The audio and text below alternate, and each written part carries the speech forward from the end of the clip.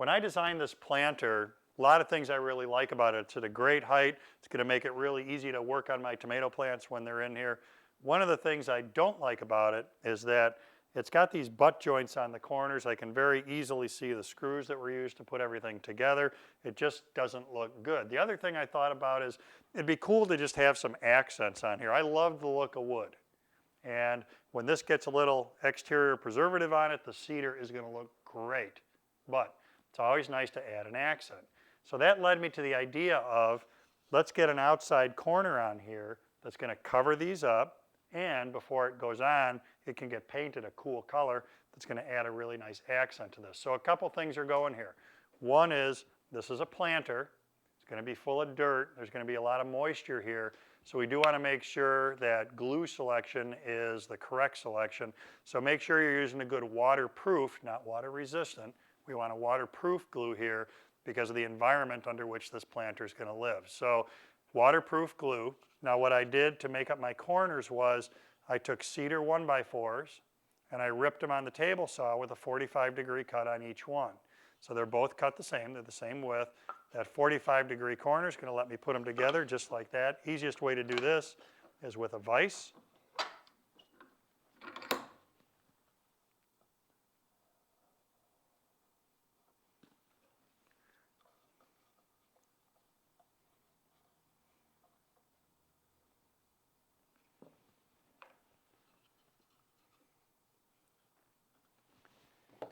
Now, just like we have the right glue for exterior applications, we want the right fastener. I'm shooting a galvanized staple here. So that's also going to hold up in the outside weather.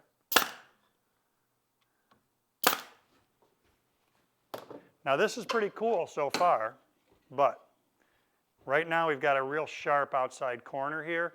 And what my concern is that over time, as we work around the planter, rub up against it, maybe tools bang against it, we're going to knock that corner off. So I'm going to go ahead and knock it off right now just by using a block plane.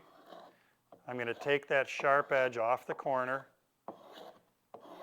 And for the accent part, I'm going to get a coat of paint on this. One of the things I learned early in my woodworking career is that if you have a perfect outside corner, in other words, a perfect 90 degrees, paint doesn't like to stick to it.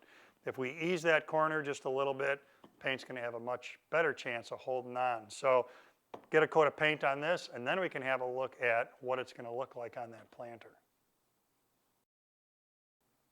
Let me catch up on how I got this far with my accent corners. What I did, glued them together, took that outside corner off with a block plane.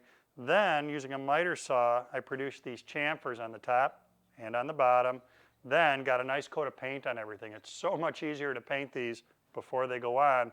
That way I know I'm not going to get paint here where I don't want it. Now they're ready to install, so I'm back to my waterproof glue again.